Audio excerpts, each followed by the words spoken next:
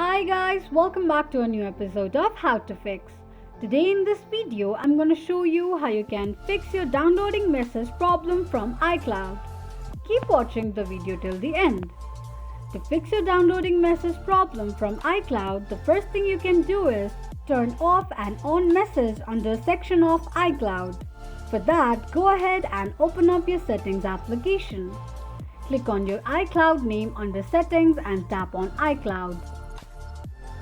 Scroll down and slide the slider to turn the message off and turn it on after few seconds. The next thing you can do to fix the downloading message from iCloud is turn on Set Automatically under Date and Time section. For that, launch open your settings application once again. Scroll down and tap on General. On the next page, click on Date and Time. Slide the slider of Set Automatically to the right side to turn it on. This is how you can fix downloading message problem from iCloud quickly and easily just in few steps. If you have any thoughts or queries, let us know in the comment section. Don't forget to subscribe to our channel.